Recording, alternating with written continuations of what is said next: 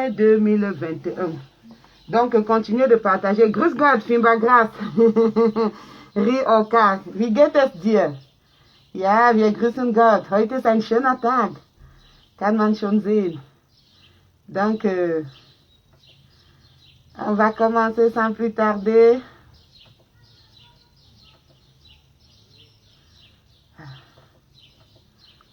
Hi, hi, Loris Malolo, la Congolina.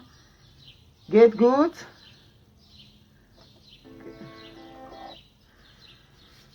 Continuez le partage, continuez, c'est la chasserie. Il fait beau aujourd'hui. Agnès Hélène dit bonjour. Il fait beau aujourd'hui, donc on peut un peu profiter aussi de la nature, un peu sortir un peu des quatre murs. Voilà, donc quand il est très, j'assume, bonjour. Ok, comme vous pouvez bien le voir dans le titre du direct, nous parlerons aujourd'hui de la Renaissance. Nous parlerons de la Renaissance, donc je vous prie sur le deuxième téléphone de pouvoir, de bien vouloir mettre l'hymne de la Renaissance pour que vous ayez les paroles. Si vous tapez hymne de la Renaissance du Cameroun lyrique, vous allez avoir les paroles parce que nous allons beaucoup parler de ça. Nous ne sommes pas du MRC, nous sommes des activistes et nous constatons que dans cette révolution, avec tout ce qu'on peut avoir, toute la diversité qu'on peut avoir, et ceux du MRC et ceux de la société civile critique, et ceux de tous les partis, hein, comme le président lui-même disait, le président Maurice Kamto disait que indépendamment de tous les partis politiques, de toutes les croyances religieuses, de tous les niveaux intellectuels, et donc, mais nous constatons que beaucoup de personnes n'ont pas encore compris ce de quoi il est question dans cette révolution. Et j'ai trouvé ça nécessaire aujourd'hui de vous parler un peu de la Renaissance, si ceci peut amener beaucoup de personnes à, comment je dirais ça, à comprendre mieux ce de quoi il est question. Parce que nous avons, moi personnellement, j'ai le sentiment que il y en a qui ne comprennent pas pourquoi un nouveau changement, pourquoi une renaissance, pourquoi est-ce qu'on parle de renaissance, pourquoi est-ce qu'on parle de révolution. Donc, la renaissance n'est rien d'autre que la révolution, hein, dans le sens scientifique, on parlera de révolution. Dans le cadre chrétien, les chrétiens parlent de nouvelle naissance, de naître de nouveau. Vous savez, il y a toute une branche chrétienne qui s'appelle les born again. Donc, ce sont les mêmes mots, c'est la même chose. Exactement, voilà pourquoi je vous ai passé l'hymne de la Renaissance du Cameroun. Donc, nous allons commencer. S'il vous plaît, c'est un direct participatif. Vous devez participer. On repart aujourd'hui à l'école dans mon style habituel, mon style que j'ai toujours aimé, celui d'éveiller les consciences, celui d'éduquer à ma manière, Donc, continuez de partager le direct, s'il vous plaît. Je vois, nous ne sommes que à, je sais pas, 50 partages, c'est très peu. Donc, on commence dans quelques minutes.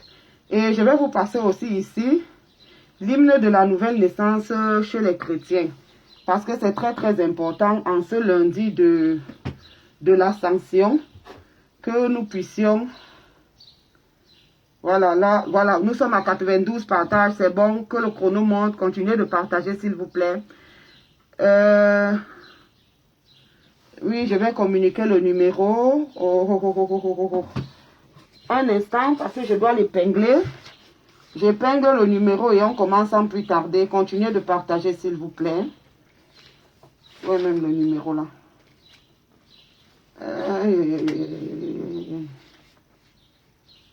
Voilà, je vais épingler le numéro, je l'ai. Je vais l'épingler et là, on va commencer 00.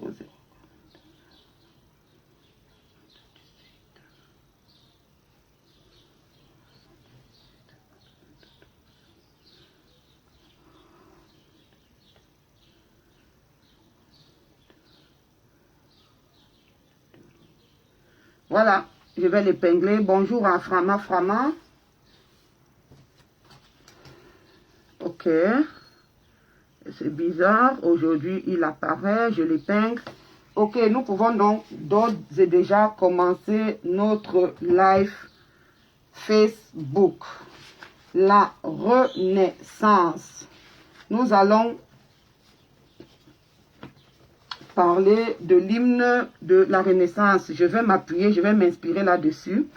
Donc, nous voyons au premier couplet des vallées des Bolova jusqu'au plateau de la Damawa. Donc, c'est passé un direct participatif, s'il vous plaît. J'attends vos réactions. Ce n'est pas un monologue. Donc, des vallées des Bolova. Pourquoi est-ce que ce poème, en fait, c'est un genre poème, hein, des vallées des Bolova au plateau de la Damawa, des bamboutos au divin majestueux, le char des dieux. Écoute cette terre qui gronde, son espérance profonde. C'est le souffle de la renaissance du Cameroun. Ja, guten Morgen, Karine Bibian Richaud. Guten Morgen, wie geht es dir? Donc, on commence. Pourquoi est-ce que ce merveilleux poème commence par les vallées des Bolova? S'il vous plaît, écrivez. Aujourd'hui, c'est le contrôle. Écrivez. Aujourd'hui, on fait le contrôle. Pourquoi est-ce que l'hymne commence par les vallées des Bolova? Je vais le remettre, hein. Interactif, s'il vous plaît. Bon, oui, bonjour, répondez s'il vous plaît. Pourquoi est-ce que l'hymne de la Renaissance du Cameroun commence par des vallées des Bolova? Qu'est-ce que ça veut dire, des vallées des Bolova? On apprend ensemble, on fait la recherche ensemble. On apprend ensemble, on fait la recherche ensemble. On fait tourner les ménages ensemble. On étudie le texte ensemble. On le fait ensemble ici, s'il vous plaît. Ceux qui n'aiment pas l'école, ou bien ceux qui n'aiment pas apprendre, ceux qui n'aiment pas faire la recherche, peuvent quitter le direct. Ce n'est pas un direct de Congossa aujourd'hui, ou bien un direct de décryptage. Je le fais très souvent, parce que j'ai décidé de déconstruire les mensonges, mais on ne va pas toujours rester du plus bas au sommet. Oui, c'est déjà une réponse. Mais ce n'est pas ce que j'attends. Réfléchissez un peu. Qu'est-ce que ça veut dire? Je reprends. Des vallées des Bolova, au plateau de la Damawa, des bamboutos au divin, majestueux le char des dieux. Écoute cette terre qui gronde, son espérance profonde. C'est le souffle de la renaissance du Cameroun. Qu'est-ce qu'on peut voir dans ce couplet? Dans tout ce couplet, il s'agit de quoi? Dans tout ce couplet, il s'agit de quoi? Karine, ne me déçois pas parce que je sais que tu as la réponse, tu connais la réponse, puisque tu en as parlé une fois dans une de tes matinales. Mais en passant comme ça, tu en as parlé. Quand je vais parler de ça, tu vas te rappeler. Écrivez, s'il vous plaît, écrivez. On repart à l'école, On a trop blagué là. On repart à l'école. Des vallées de Bolova. Ok, je vais vous dire. Des vallées de Bolova au plateau de la Damawa. Allô, Victoire Helfenstein. Vaita. S'il vous plaît, j'attends les réactions de notre terre-mère. Oui, on parlait de la terre-mère, mais qu'est-ce qui se passe dans ce couplet? Des vallées de Bolova au plateau de la Damawa. Des bamboutos au divin majestueux, le char des dieux. Écoute cette terre qui gronde. Bon, on s'arrête d'abord là. Les trois premières lignes. Des vallées de Bolova au plateau de la Damawa. Là, bon, en fait, toute cette hymne-là. Collègue Wafo, wow. Elle dit que ça fait référence aux deux présidents du Cameroun. Non, pas du tout. Pas du tout. En fait, ici, sur ce passage-ci, des vallées de Bolova au plateau de la Damawa, oui, on peut le dire, mais ça commence du sud au nord. Il s'agit ici des points cardinaux. Du Cameroun, des 4 coins, si on peut dire ça comme ça. Même comme le Cameroun est un triangle, donc c'est un triangle. Coucou. Donc, des vallées de Bolova jusqu'à la Damawa. Donc, on va du sud au nord. Les présidents du Cameroun ont commencé par du nord au sud. C'était du nord au sud. Voilà pourquoi j'avais dit, lorsque j'ai commencé à trop entendre, c'est notre tour. Oui, mais pas de toutes les provinces. Je vais vous dire pourquoi, pas de toutes les provinces. Vous pouvez mettre cet hymne-là sur un portable ou bien sur votre, à l'ordinateur, parce qu'on va travailler là-dessus, on va essayer de réfléchir. Beaucoup de gens, y compris les membres du MRC, ne comprennent même pas encore de quoi il est question dans cette révolution. Et il faudrait que nous repartions à l'école. Donc, des vallées des Bolova au plateau de l'Adamawa, lorsque certaines personnes, il y a eu à un certain moment une branche qui disait c'est notre tour, c'est notre tour, maintenant c'est notre tour. Et j'avais très vite fait de les arrêter en leur disant, on ne peut pas parler de tour s'il s'agit des 4 points cardinaux. Si vous allez du fait que le premier président du Cameroun était du Nord et que le deuxième président du Cameroun est du Sud, alors le troisième président du Cameroun viendra de l'Est, parce que si on veut suivre l'ordre, c'est ça, du Nord au Sud, de l'Est à l'Ouest. Donc arrêtez cette histoire de tour, il ne s'agit pas ici de tour, nous sommes dans une démocratie. Maintenant, si dans la Constitution, il y avait une rotation, c'est possible, mais ce n'est pas le cas au Cameroun. Jusqu'à présent, le pouvoir ne se transmet pas de manière rotative. Donc, il faudrait bien que on sache que c'est de la démocratie, c'est celui qui va aux urnes qui gagne. Maintenant, le jour qu'on trouvera qu'il faudrait qu'il y ait une rotation du pouvoir, j'ai appris que ça se passe dans d'autres pays comme le Nigeria par exemple, où on dit cette fois-ci c'est les gens du Grand Nord, donc ne se présentent aux élections que les gens du Grand Nord. 1 ou 2 mandats, après on dit peut-être c'est les gens de l'Est, ne se présentent aux élections que les ressortissants de cette grande zone. Mais pour l'instant, il n'en est pas le cas parce que le Cameroun n'a pas ça dans sa constitution. Donc si on veut si on veut suivre les institutions, si on veut respecter la constitution, on ne peut pas parler ici d'un problème de tour et que c'était très très mal de parler de tour. Il faut juste rester sur le hold-up qu'il y a quelqu'un qui a gagné et c'est ça notre position de départ dans ce réveil de la lutte. Donc des vallées des Bolova, en fait Ebolova c'est le départ de l'UPC. Beaucoup de gens ne le savent pas. Les gens disent toujours que l'UPC c'était les Bassa, c'était les Bassa et les Bamileke et autres. Donc, je vais vous parler un peu de ça. Il y a au sud du Cameroun, pendant que je faisais des recherches, parce que j'ai voulu savoir d'où va cette histoire de la vallée des Bolova. La vallée des Bolova, c'est le sud. C'est le sud. Et l'auteur de ce merveilleux poème, de l'hymne de la Renaissance du Cameroun, est allé chercher au fond la source de nos papas nationalistes. Et la source vient de Ebolova, c'est-à-dire ça vient du sud, avec la naissance d'un groupe qu'on appelait Efulameyon. Efulameyon était au départ une union tribale d'une thème et Kribi. Donc, l'Ontem, vous voyez la vallée d'une thème. Donc, c'est ce qui se cache, merci à Colette Wafo. Donc, c'est ce qui se cache dans cette histoire des vallées de Bolova. En fait, on veut faire ici référence au thème Kribi, qui était au départ une association tribale appelée Efulameyon, qui a abouti à la création de l'UPC, l'Union des populations du Cameroun.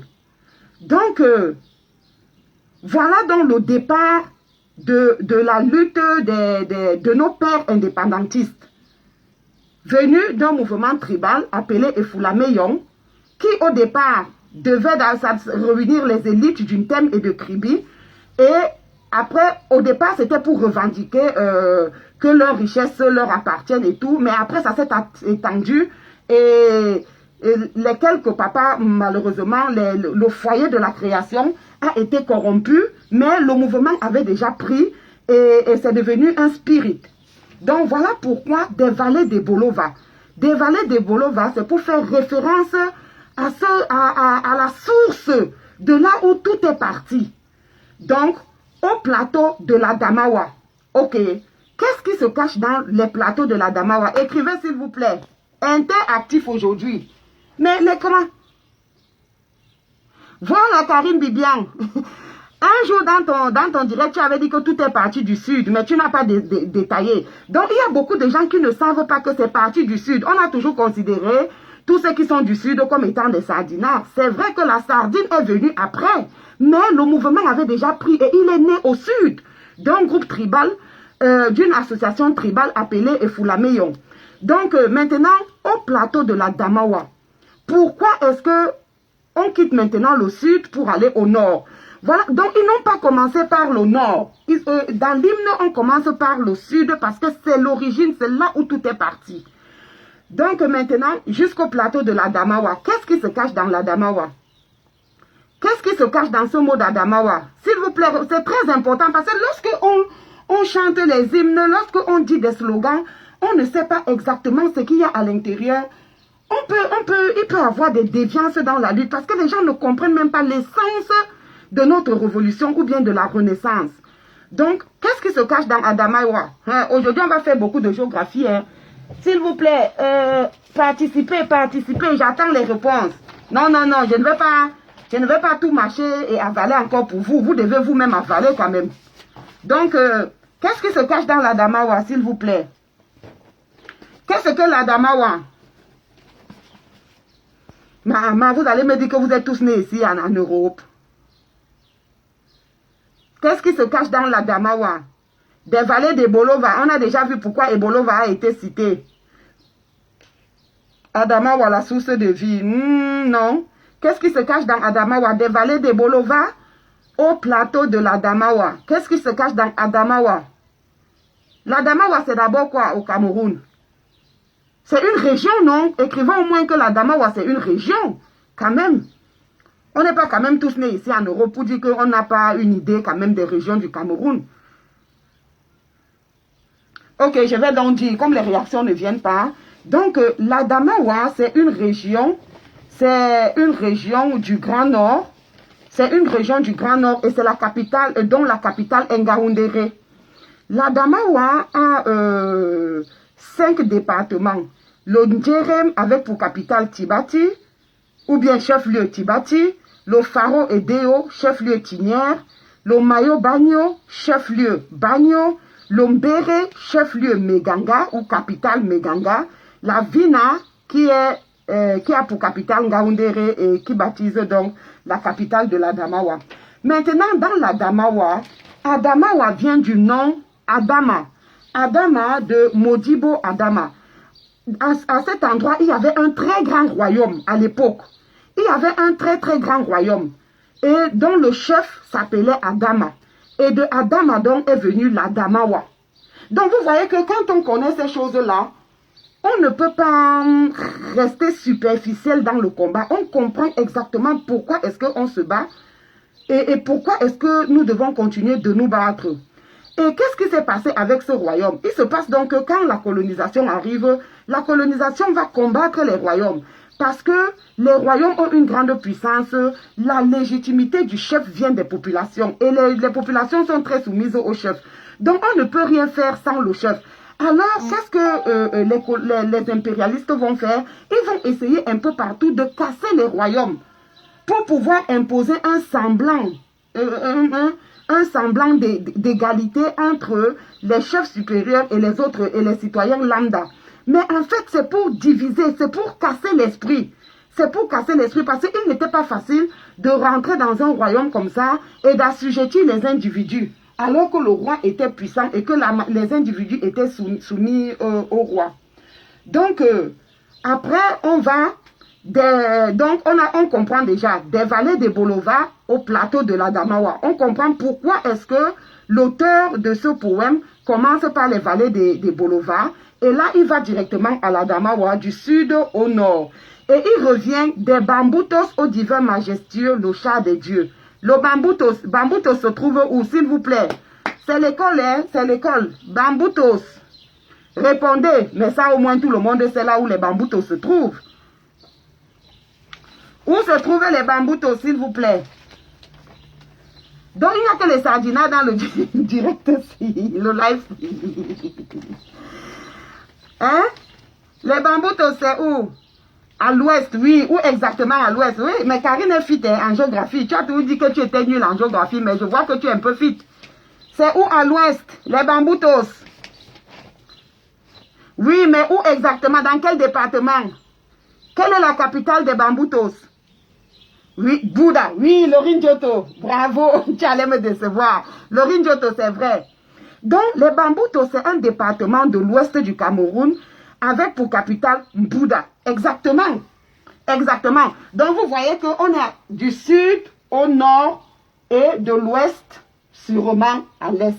Mais dans le premier couplet ici, on ne voit pas l'est. Mais il y a quelque chose de très important qui va arriver parce que ce n'était pas aussi facile de décoder ça, mais je me suis donné le devoir de le faire. Donc maintenant, des Bambutos au divin majestueux char des dieux. C'est quoi alors le char des dieux? Les gens qui sont de l'ouest là, est-ce que vous pouvez nous aider? C'est quoi le char des dieux? Est-ce qu'il y a un endroit à l'ouest qui s'appelle le char des dieux? Participez s'il vous plaît, on repart à l'école, on repart à l'école, c'est trop facile hein, de venir jouer les comédiennes ici et d'amuser la galerie. On refait travailler les neurones et les synapses. C'est le mont Cameroun, le char des dieux, le mont Cameroun. Non, pas totalement. C'est vrai que on a à la partie, c'est vrai que à la partie ouest, sud-ouest, nord-ouest, il y a le mont Cameroun là qui crache souvent les feux. Mais ce n'est pas de ça qu'il est question ici. En fait, ça a un sens double.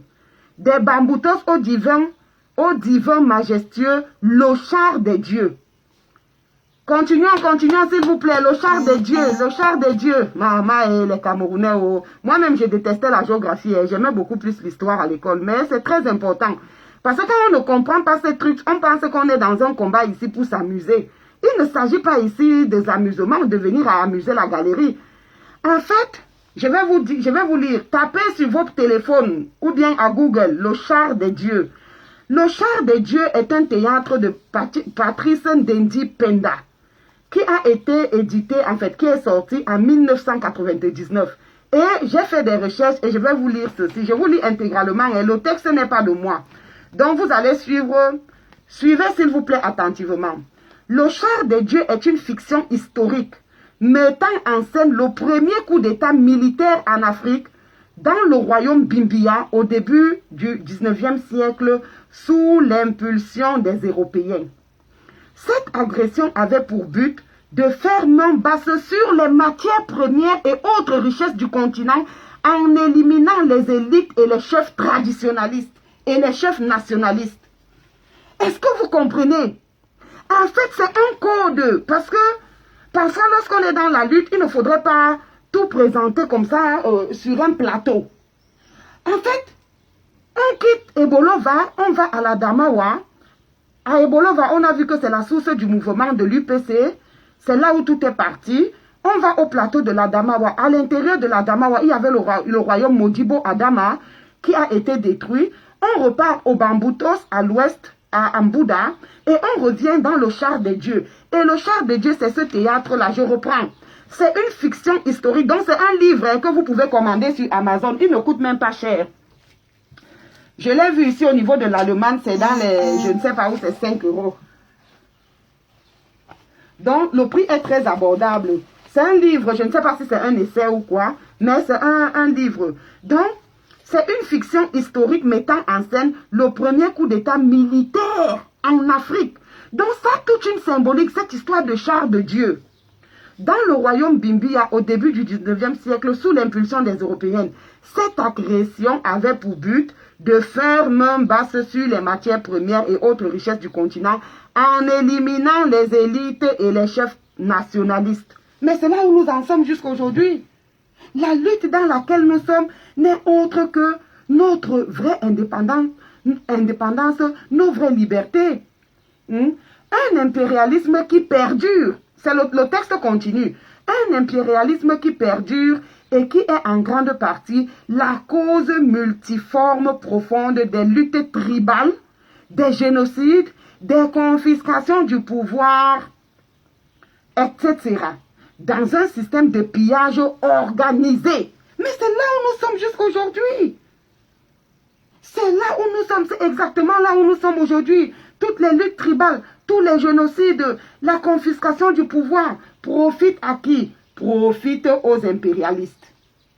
Les Africains, suivez bien ce qui suit. Ça, c'est toujours le texte de cet auteur que j'ai retrouvé en faisant des recherches. Les Africains choisis pour animer, servir fidèlement et sans état d'âme ce système, sont prêts à tout pour préserver leurs acquis égoïstes et les intérêts des anciens colons au détriment de l'émancipation des peuples africains. Patrice, bon, l'auteur donc de ce merveilleux, je ne sais pas si c'est un roman ou une fiction, je ne sais pas ce que c'est. En fait, on a dit que c'est une fiction historique. Donc, l'auteur de cette fiction historique, Patrice Ndédi, oui, merci.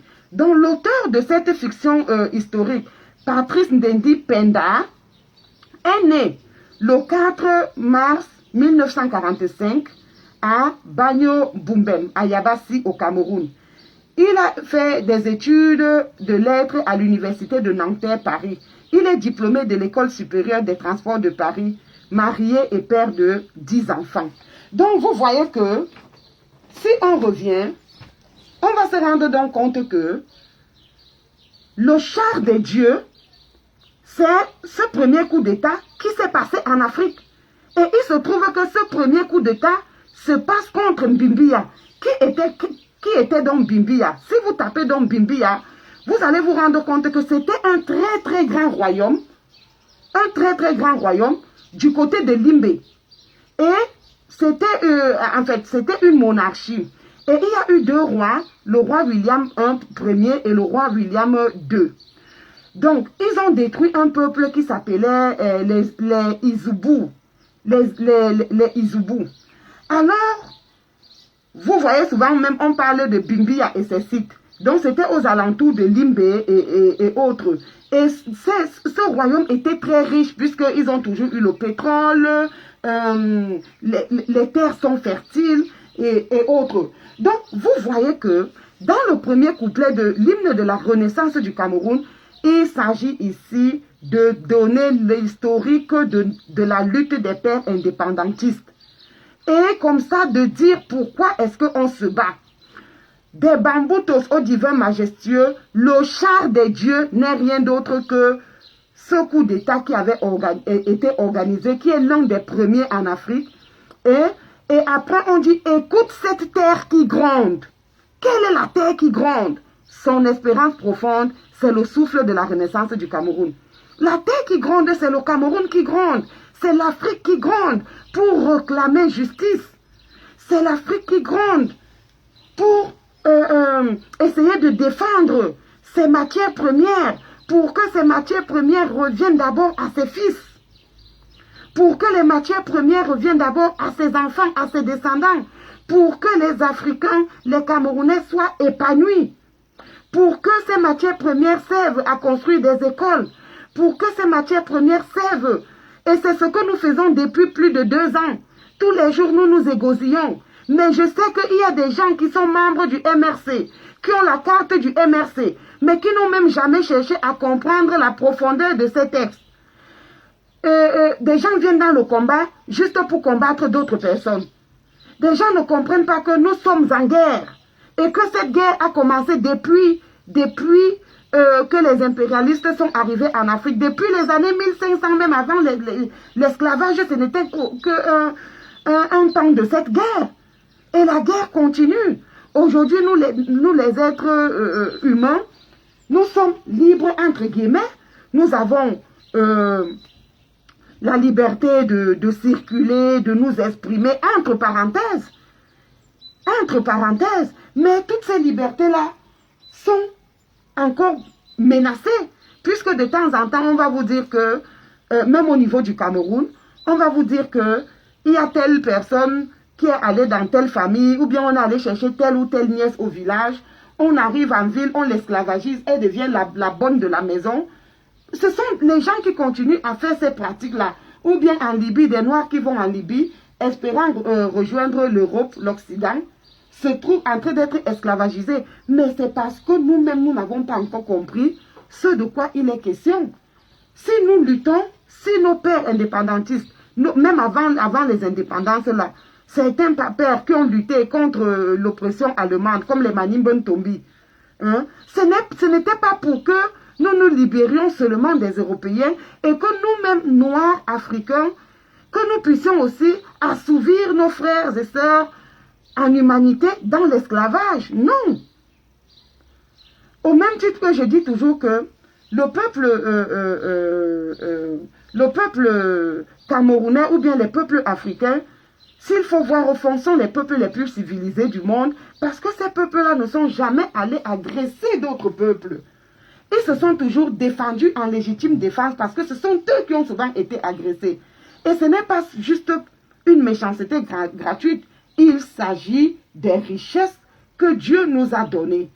Et ce sont ces richesses-là qui sont convoitées et qui nous amènent des guerres. Donc, le char de Dieu ici, prenez ça comme la fiction que Patrice Ndedim Penda décrit dans sa fiction théâtrale. Bon, des sources de Nanga. Où se trouve Nanga? Ça, là déjà, on est... Mais l'essentiel de ce poème est dans le premier couplet. Donc, quand on a compris le premier couplet, on comprend tout de suite le reste. Des sources de Nanga. Où se trouve Nanga, s'il vous plaît? Géographie. Où se trouve Nanga? Aïe, aïe, aïe, aïe, aïe, aïe. Où se trouve Nanga, s'il vous plaît?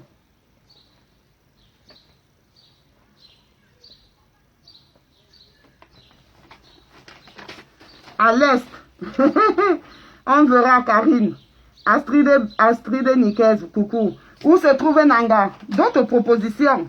Mais dont les 40 personnes, si ce sont les Européens. À l'est du Cameroun.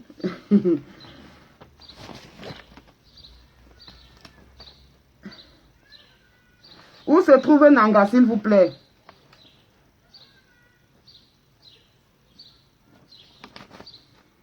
Isabelle, ça, c'est au centre. Beaucoup de gens ont toujours cru que Nanga, c'est à l'est. Non, Nanga, c'est au centre. Non, non, c'est au centre. C'est au centre. Nanga et Boko. Beaucoup de gens pensent toujours que c'est l'est. Vous voyez pourquoi ce genre de life, c'est important. Nanga et Boko, c'est au centre. La région du centre a 10 départements. Donc, Nanga et Boko, c'est la capitale de la Haute-Sanaga, ou bien le chef-lieu. Le chef-lieu de la Haute-Sanaga, c'est au centre, ce n'est pas à l'est. Beaucoup de gens pensent souvent que c'est à l'est, ce n'est pas à l'est, c'est au centre. Le centre a 10 régions. Les 10 régions du centre sont, c'est comme à Konolinga, beaucoup de gens pensent que c'est au sud, c'est au centre. La région du centre a la Haute-Sanaga, capitale ou bien chef-lieu Nanga et Boko. La Lekie, chef-lieu Monatele. Lombam et Inubu, chef-lieu Bafia. Lombam et Kim, chef-lieu Ntui. La Mefu et Afamba, chef-lieu Mfu.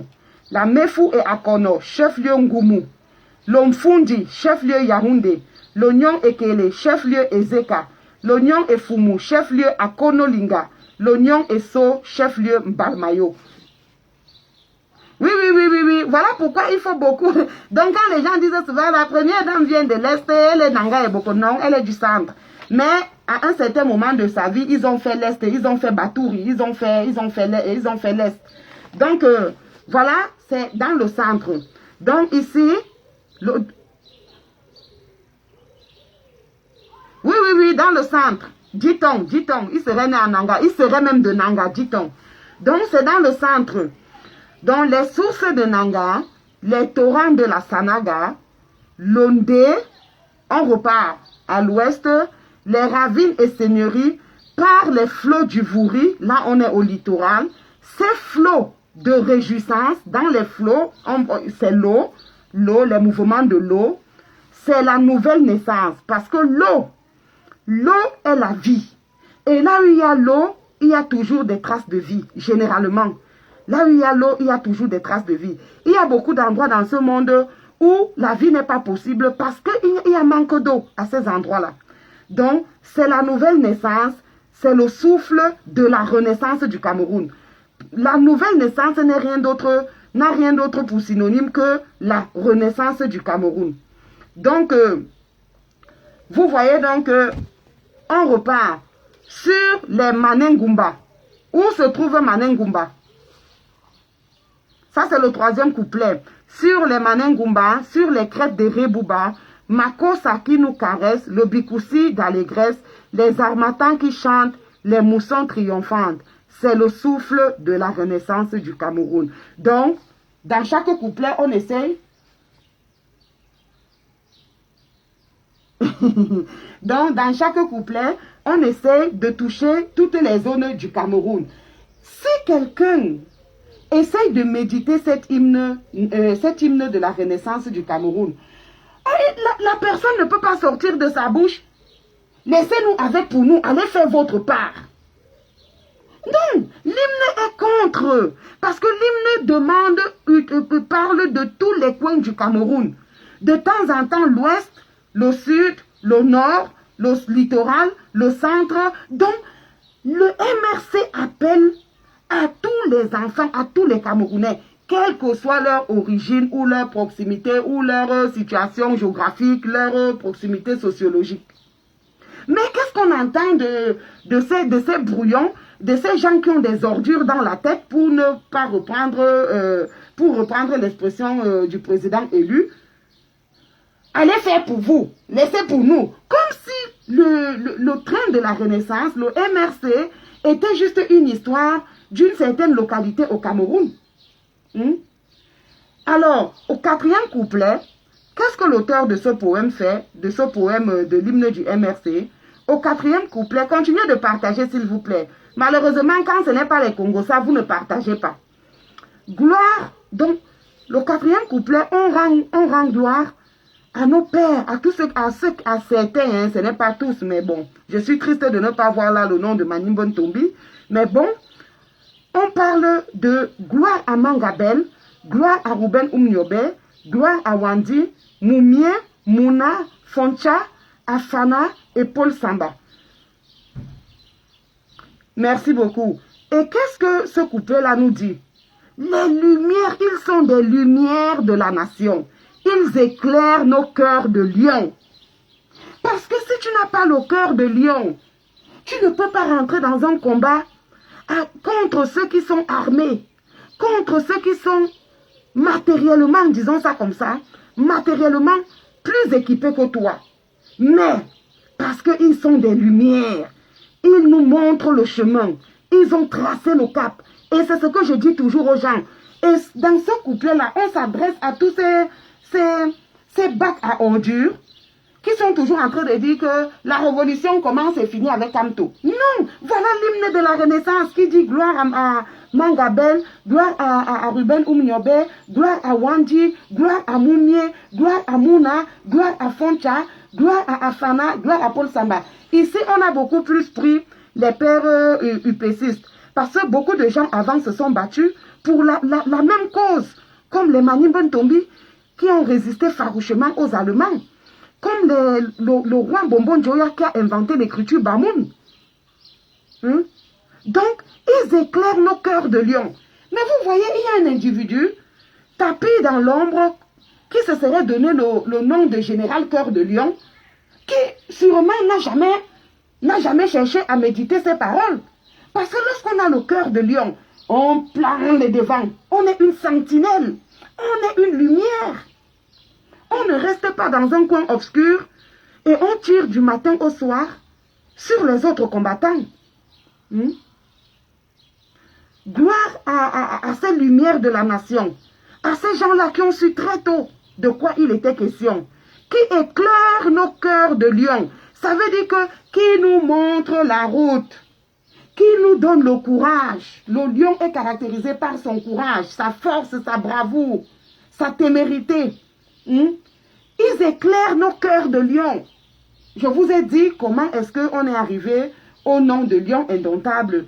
C'est grâce au lion Banen, au lion Manimbon Tombi, que les Allemands eux-mêmes avaient surnommé Umtsenbare Löwe, donc le lion indomptable. Parce qu'on l'appelait le lion Banen. Mais il fallait chercher un nom qui unisse tout le pays. Donc, du lion Banen, c'est devenu le lion indomptable. Et on continue. De Kousséri à Batouri. Donc, Kousséri, c'est à l'extrême nord. Batouri, c'est à l'est.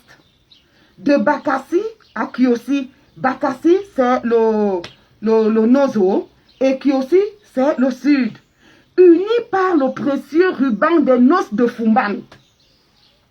Unis par le précieux ruban des noces de Fumban.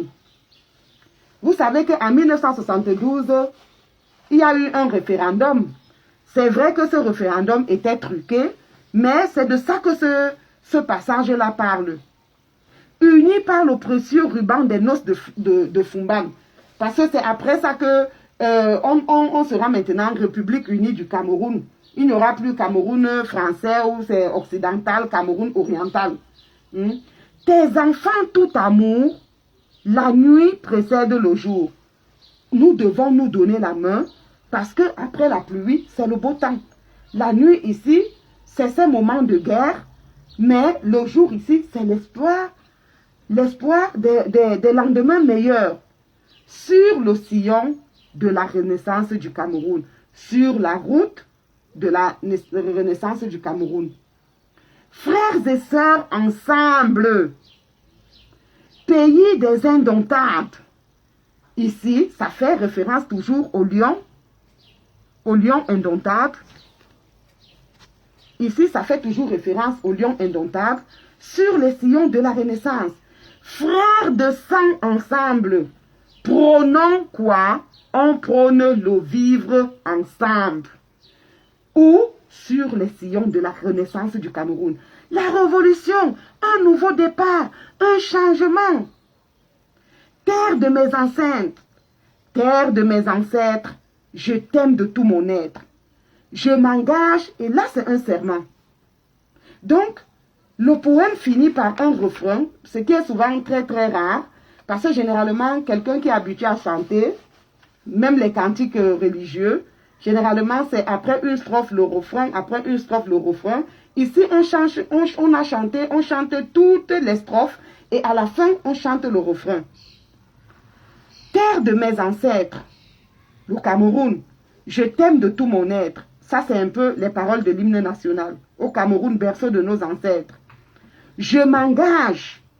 Lorsqu'on vient dans la Renaissance, c'est un engagement qu'on prend sur les sillons de la Renaissance, de ce changement profond. De ce changement profond.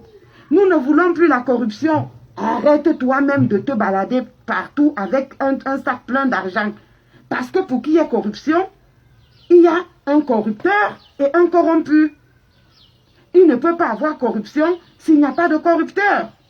Alors, si je rentre dans les sillons de la Renaissance du Cameroun, je me débarrasse des choses qui ruinent le Cameroun. Si je dois lutter contre la corruption, je dois cesser de corrompre moi-même. Si je lutte contre le vol, si je suis de la société civile critique qui demande tout le temps les audits par rapport à tel ou à tel détournement, il faudrait que, à partir du moment où je me suis engagé, il faudrait que je renonce moi-même à être un voleur. Il faut que je renonce moi-même à être un corrupteur. Il faut que je renonce moi-même à être dans le faux. Afrique en miniature. Le Cameroun, c'est l'Afrique en miniature, tout le monde le sait. Pour ta progéniture, je m'engage sur les sillons de la Renaissance. Nous qui sommes en Europe, à qui Dieu a donné la grâce, par je ne sais quel moyen, d'arriver en Europe. Nous, je peux dire que nous sommes à l'abri du besoin. Si nous voulions juste vivre pour nous, si nous voulons juste vivre pour nous, nous n'avons même pas besoin d'aller travailler. Parce que nous, les Africains, nous savons comment nous nous organisons pour manger. Hein? Les 400 ou les 500 euros qu'on donne, c'est largement suffisant pour ne pas mourir de faim. Mais si nous sommes dans cette lutte, c'est parce que c'est pour notre progéniture. Même celui qui n'a pas laissé les enfants en Afrique. Si tant que tu as laissé un frère, une soeur, une cousine, tu dois te battre pour ces enfants-là, pour la progéniture de cette cousine-là, pour la progéniture de ce frère-là, pour la progéniture de cette sœur-là. Pourquoi? Parce que si tu ne te bats pas pour leur progéniture, toi tu vas mourir pauvre, parce qu'avec tes petits revenus, que ce soit le salaire, que ce soit le revenu moyen ou je ne sais quoi, il va toujours falloir, par amour, que tu envoies quelque chose. Pourquoi? Pas parce que le Cameroun est pauvre, mais simplement parce que le Cameroun est mal géré, ruiné par les voleurs, ruiné par la corruption, ruiné par la malgouvernance, ruiné par la mauvaise gestion. Il faudrait que nous nous battions pour que les richesses du Cameroun profitent d'abord aux Camerounais. Et nous avons deux fronts au même moment. Nous avons nos propres dirigeants en premier lieu, parce que il y a un adage qui dit que lorsque tu pointes le doigt sur l'autre, il y a trois autres doigts qui te regardent. Donc il faut d'abord se regarder soi-même. Le problème, c'est d'abord nous-mêmes, nos dirigeants. Et il y a cette France-Afrique, ces impérialistes, ces colons. On ne peut pas les dédouaner. Parce que c'est à cause d'eux, ce sont eux qui pillent nos matières premières avec la complicité de nos chefs d'État. Ce sont eux qui pillent nos matières premières avec leur support. Parce que les chefs d'État ne sont pas l'émanation de la volonté populaire. Les chefs d'État ne viennent pas au pouvoir parce que les citoyens des pays africains au sud du Sahara les ont choisis. Les impérialistes cherchent toujours la personne la plus obéissante qui va les laisser piller, la personne la plus soumise, qui va les laisser piller le plus longtemps et possible. Et pourquoi l'Europe le fait? L'Europe, les dirigeants européens, les impérialistes, les Américains, les colons, pas seulement les Européens, les impérialistes en général, ils le font. Ce n'est nul autre que pour leur progéniture. Donc c'est à nous de lutter pour notre progéniture ou bien nos progénitures. Personne ne va jamais venir lutter pour le bien de la progéniture de l'autre. C'est à chacun de lutter pour le bien de sa progéniture. Donc c'est de ça qu'il est question. Donc quelque part même on peut dire que c'est de bonne guerre. Et ils essayent d'amasser. Vous allez entendre que tel pays n'a pas le pétrole. Tel pays, en fait ils ont le pétrole. Ils n'en ont pas en quantité suffisante. Mais ils préfèrent préserver leur pétrole. Aller partout dans le monde. Aller voler le pétrole des autres. Maintenant, rien ne nous oblige à accepter ce vol. Mais les expériences sont claires. Quelque part, nous pouvons aussi comprendre certains dirigeants africains parce que tous ceux qui ont essayé de s'ériger contre ce vol ont toujours été assassinés. Mais parce que vous et moi, nous avons laissé faire. C'est parce que la population n'a jamais été derrière les dirigeants. Lorsque Sankara prend les commandes du Burkina Faso, Sankara a déjà compris ce problème. Il a compris que pour que l'Afrique se développe, il faudrait que nous puissions produire africain, consommer africain. Et que nous puissions transformer les matières premières en Afrique. Non seulement ça permet de donner le boulot aux Africains, mais ça permet aussi que ce soit acheté moins cher. À fait bon prix. Mais qu'est-ce qui s'est passé?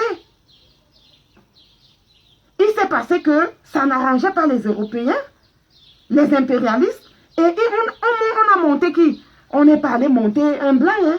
On a monté son ami qui était comme son frère, avec qui ils ont fait des miens ensemble au Cameroun, pour le tuer. Parce que nous voulons la voie la plus facile. Nous ne voulons pas nous sacrifier. Il n'y a pas de révolution, de renaissance sans sacrifice. Et les premiers sacrifices commencent par la crucifixion de nos propres mauvaises habitudes. Les habitudes du faux, les habitudes de la corruption. Il n'y a pas de révolution sans sacrifice, il n'y a pas de renaissance sans sacrifice. Je vais vous lire un passage qui va dans le même sens. Et j'aime beaucoup cette figure-là. Ce passage, c'est pour ceux qui sont des chrétiens, c'est dans Jean chapitre 3, versets 1 à 21. Mais je vais lire jusqu'au verset 12. Et je vais vous expliquer pourquoi je lis ça. C'est l'entretien entre Jésus et Nicodème.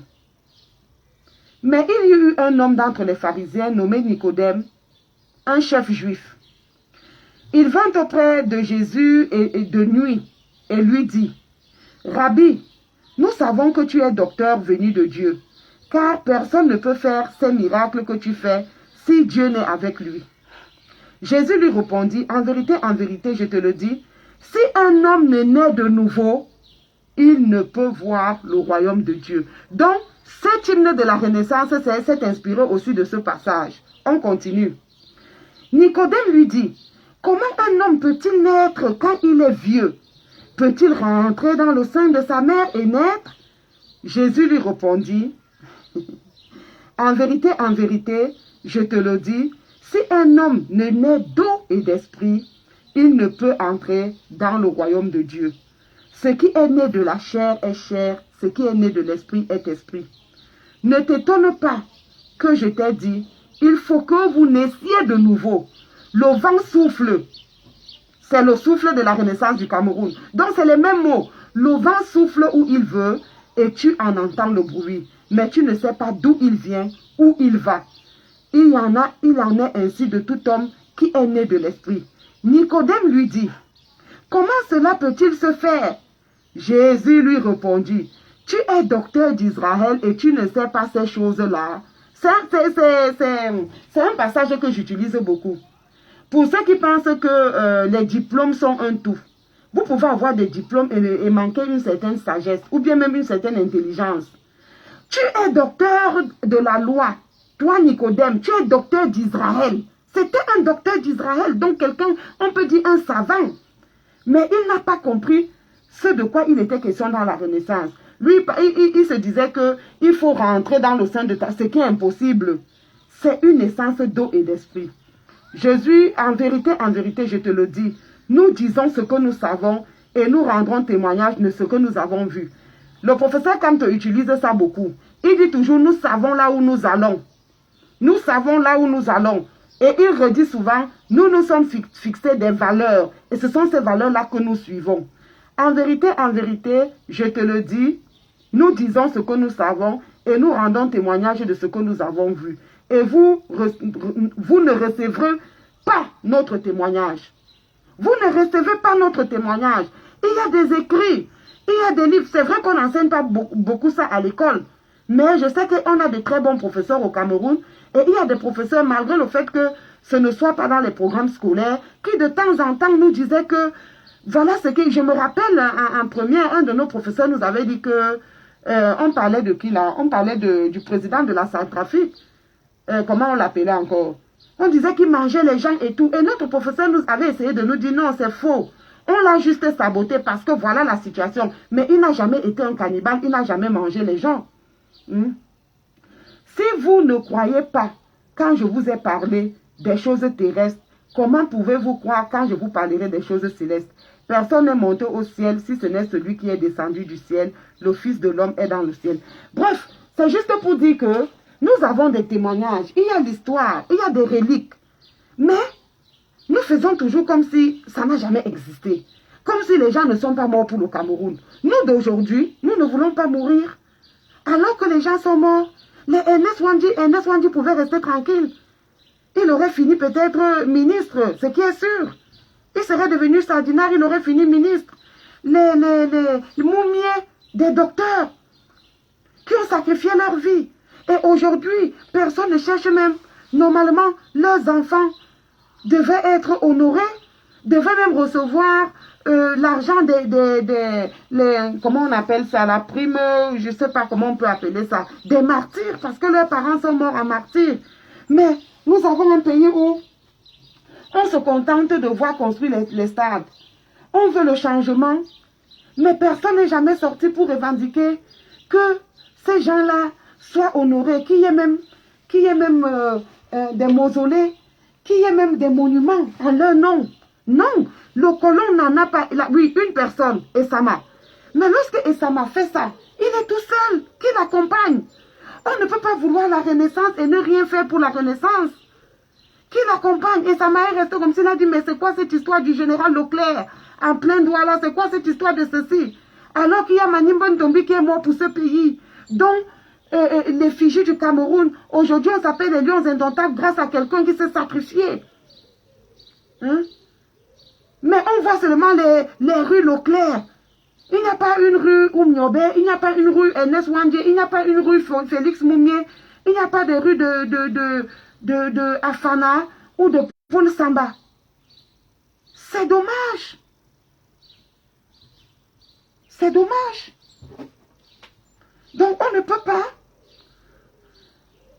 pas vouloir la renaissance, être dans la révolution et ne pas chercher à comprendre ces choses-là. Parce que lorsqu'on a compris ces choses-là, on ne dit plus des choses du genre quitter du train. Ou bien laisser c'est notre leader, aller chercher le vôtre. Ce n'est pas un problème de Kamto. Le professeur Kamto n'est qu'un maillon de la chaîne. Une autre fois, à une autre époque, je ne sais quoi, quelqu'un d'autre viendra. La preuve est qu'en 92, c'était Ni John Fundi. Dans les années 60, c'était les Ernest Wandje, les Félix Moumié, les Paul Samba. Dans les années 40, c'était les Manimben Tombi. Ainsi de suite, ainsi de suite. On peut repartir le plus loin possible. À chaque étape, il y a un maillon de la chaîne, il y a quelqu'un qui porte le flambeau.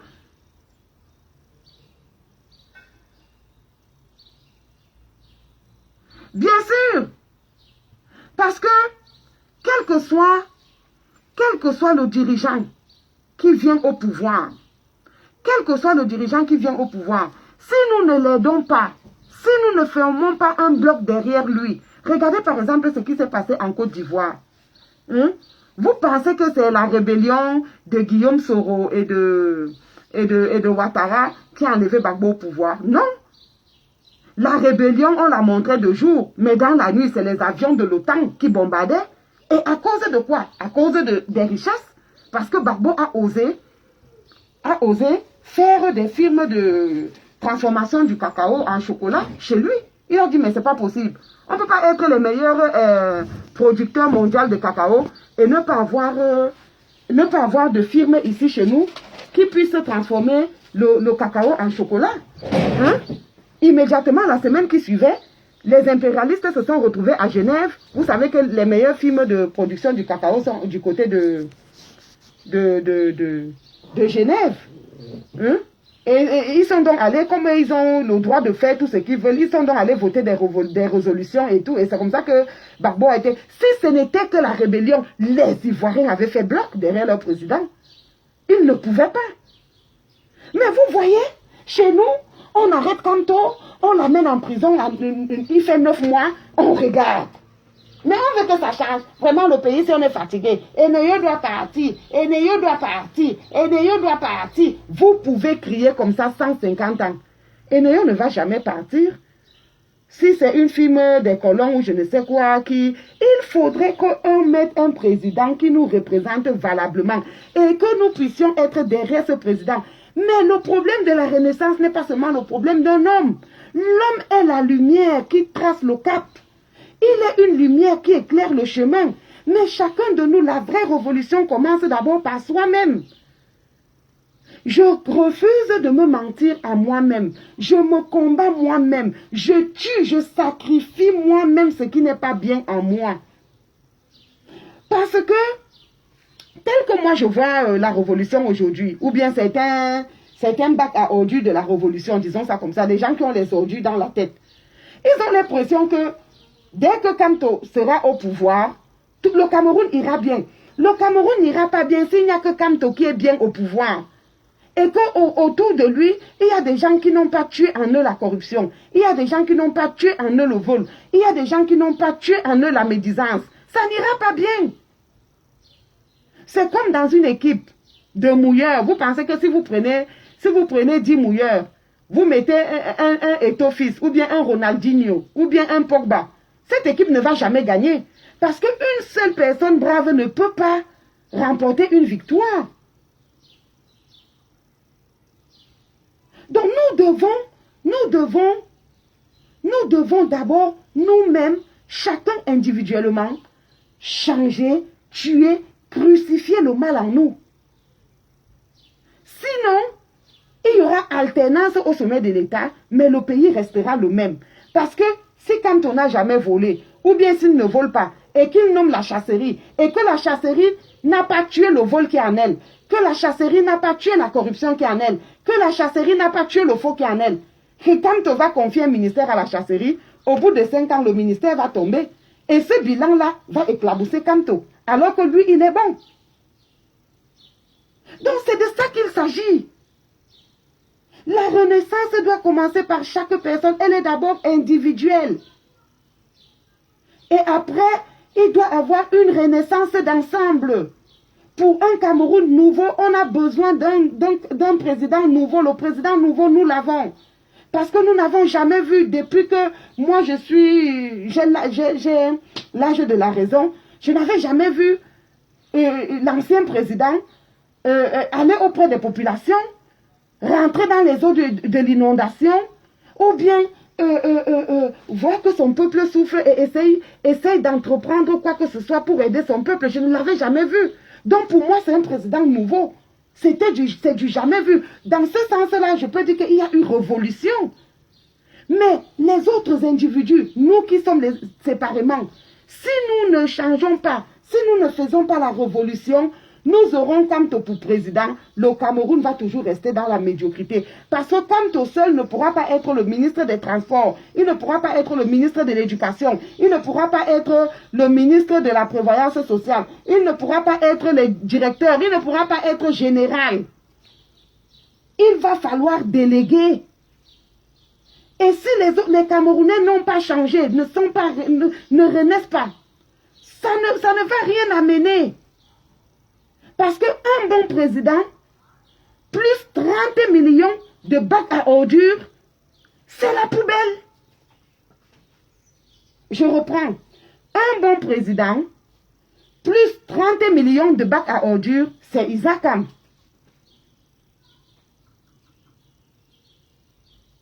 C'est de ça qu'il est question. Le Cameroun est dans l'état où il est aujourd'hui parce que il y a très peu de personnes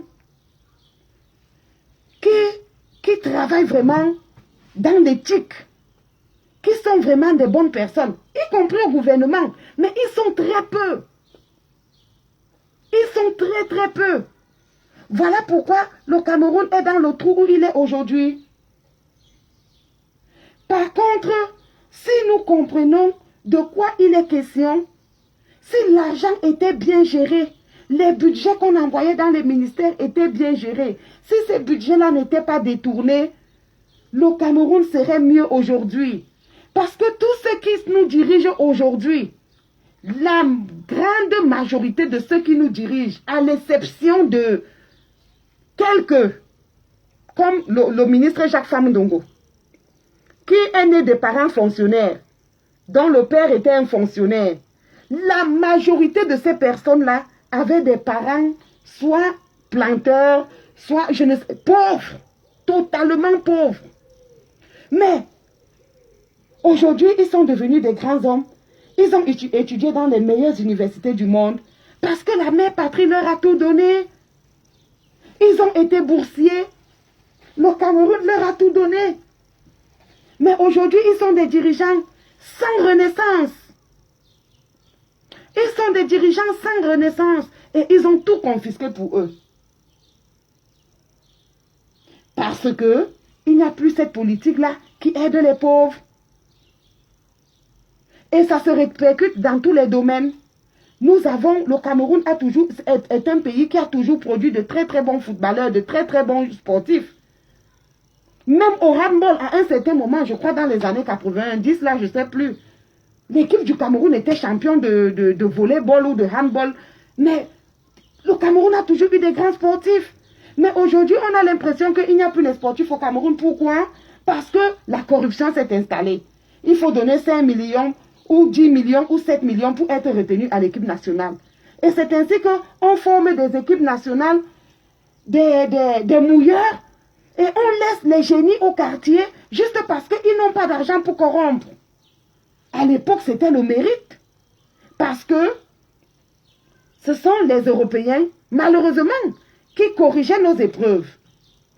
Maman Henriette Ekwe expliquait que la maman, Alice Com, a eu le bac lorsque le bac camerounais était encore corrigé à Bordeaux.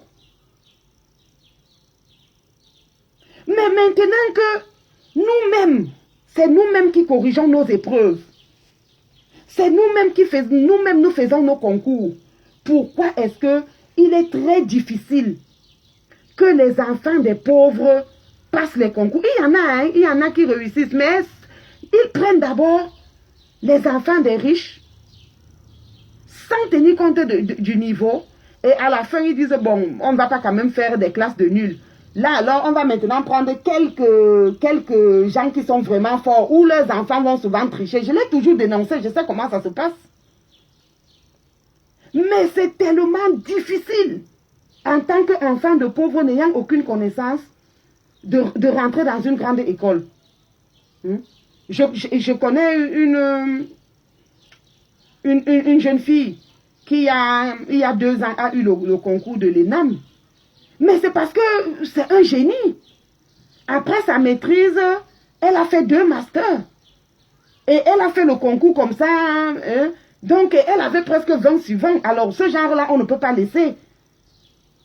Elle ne connaît personne. On l'a prise parce qu'elle est... Mais ils sont très peu. On prend d'abord les enfants des ministres. Un gouvernement qui a 70 ministres.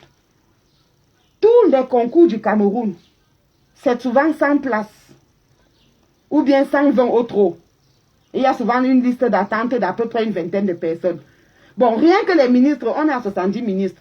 Chaque ministre donne un nom. Il y en a même qui donnent 2 noms. Il y en a même qui ont 10 noms. Les directeurs généraux, les généraux de l'armée. Vous vous imaginez combien est-ce que c'est difficile? Pourquoi? Parce qu'on a des gens qui ont profité de la mère patrie, qui ont profité de l'administration des Européens à l'époque où c'était encore le mérite, qui sont aujourd'hui aux affaires, mais n'ont pas connu la Renaissance, et ce sont eux qui placent leurs enfants, leurs petits-fils, leur entourage pour continuer à garder, à préserver leur oligarchie multitribale, multiethnique. Parce que ils ne connaissent pas la Renaissance. Voilà pourquoi j'avais dit que le Cameroun n'a pas besoin de diplômés, parce qu'on a déjà beaucoup de diplômés. Ce n'est pas seulement un problème de diplôme, c'est un problème de folie de cœur. On a plus besoin des fous de cœur, des gens qui se détachent un peu du matériel. Vous voyez, il y a une crise sanitaire comme le corona, où des milliards sont alloués. Mais les Camerounais n'ont même pas profité d'un seul milliard. Il y a juste eu des dépenses d'à peu près 100 millions. Où sont donc partis les 179 milliards 900 millions? C'est allé dans leur poche. Mais il faut être méchant. Parce que dans ce vol, beaucoup de gens sont morts à cause de ce vol. Voilà pourquoi nous disons qu'ils sont des criminels. Quand on dit qu'ils sont des assassins, ce n'est pas de manière directe. On n'a jamais vu Femme Ndongo avec une arme à main pour aller tuer quelqu'un, ou bien Manaouda Malachi, ou bien Paul Biya lui-même. Mais on dit qu'ils sont des assassins parce que lorsqu'ils détournent l'argent qui est alloué pour combattre une pandémie comme celle du coronavirus, et que cet argent-là est détourné, ce sont des milliers de personnes qui meurent. Parce qu'il manque de respirateurs qu'on aurait dû acheter avec cet argent. Il y a des gens qui meurent parce que, vivant dans la pauvreté, ils n'ont pas pu avoir des masques professionnels pour se protéger. Il y a des gens qui meurent parce qu'il n'y a pas de couveuse dans les hôpitaux. Tous les jours, les accidents de circulation, il y a des gens qui meurent parce que les axes lourds ne sont pas des axes lourds. Ce sont des tombeaux. Quand on voyage au Cameroun, moi, chaque fois que quelqu'un que je connais se déplace, franchement, j'ai peur. Parce que tout voyage est susceptible de mort. À cause de la malgouvernance. Simplement à cause de la malgouvernance. À 80% à cause de la malgouvernance. Parce que même dans d'autres pays où il y a la France-Afrique, ces pays-là sont mieux développés. La France-Afrique, c'est partout, en Afrique subsaharienne. en fait, Afrique francophone. Mais, qu'est-ce qui peut justifier la différence d'infrastructures avec des pays qui ont à peu près le même nombre d'habitants et presque le même PIB? C'est la méchanceté des hommes. On va te dire qu'en Côte d'Ivoire, 1 kilomètre de route coûte par exemple 1 milliard, disons ça comme ça. Mais au Cameroun, le même kilomètre de route va coûter 3 milliards. Mais pourquoi? C'est un problème de personnes. Ce sont les dirigeants. Parce que ces dirigeants-là n'ont pas de cœur. Alors qu'eux-mêmes, ils viennent des familles très pauvres. Ils étaient très pauvres avant. Bon, je ne sais pas si c'est même par rapport à ça. Tellement ils étaient pauvres avant qu'ils ne veulent plus au grand jamais repartir dans la pauvreté. Alors ils amassent, quitte à ce que les gens meurent, ils amassent. On retrouve dans leur maison des valises d'argent moisies. Oui, ils n'ont même pas d'amour. Ils n'ont aucune humanité. Ce n'est même pas seulement un problème de patriotisme. Ils n'ont aucune humanité. Hein? Ils n'ont aucune humanité. Ce sont des gens qui préfèrent jeter que de donner à un être humain pour l'aider.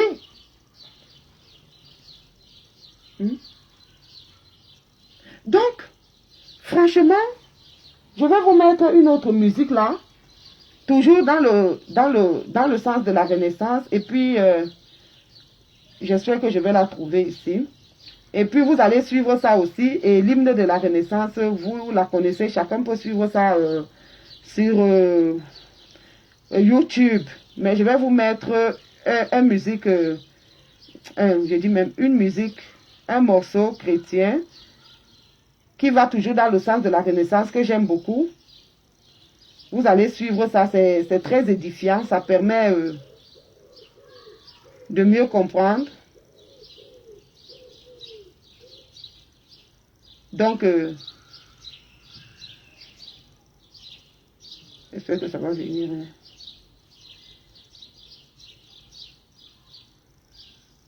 Donc, voilà, c'était ça.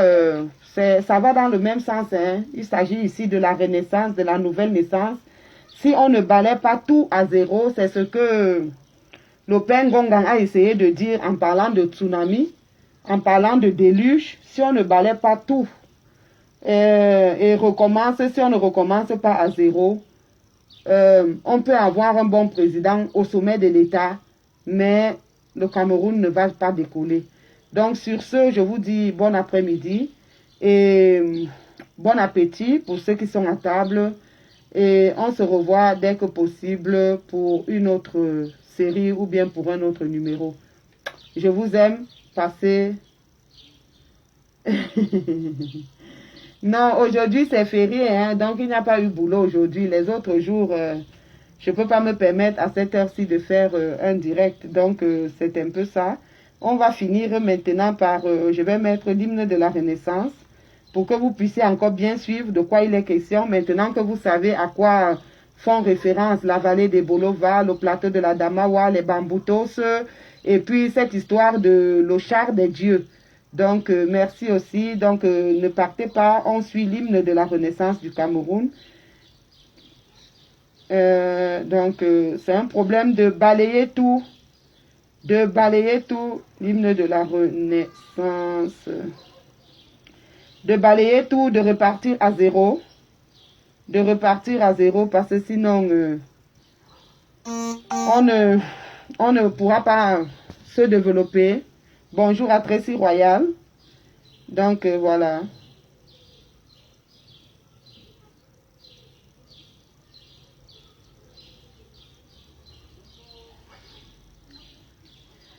Il faut repartir à zéro. Il faut tout balayer. Je ne sais pas pourquoi ça dérange, ça cherche.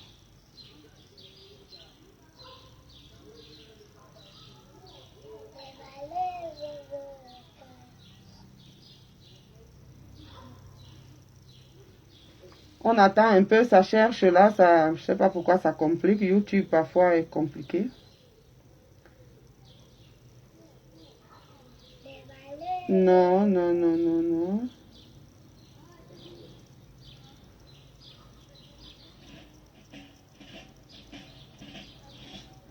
Ok, on écoute ça et puis on va se séparer.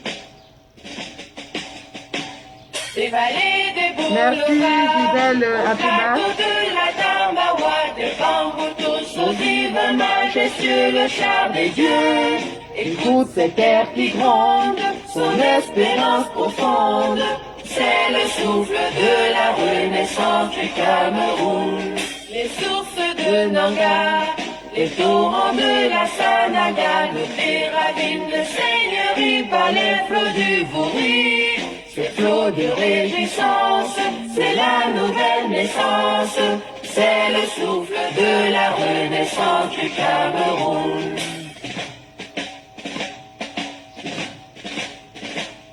Sur les Manekouka, sur les crêtes de Rebouba, marque ça qui nous caresse, Bikoussi dans les tresses, ces armatons qui chantent, ces mots sont triomphantes. C'est le souffle de la renaissance du Cameroun.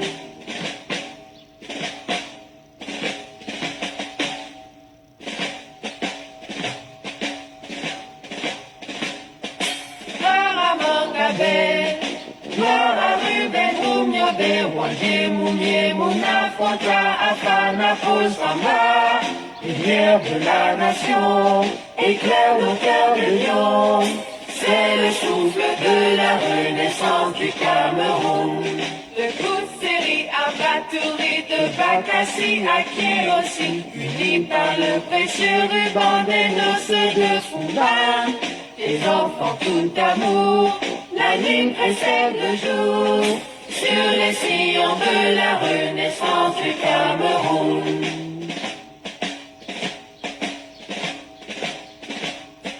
Frères et sœurs ensemble, pays des indomptables, sur les sillons de la renaissance du Cameroun. Frères de sang ensemble, prenons le vivre ensemble, sur les sillons de la renaissance du Cameroun. Terre de mes ancêtres, que j'aime de tout mon être, je m'engage sur les sillons de ta renaissance.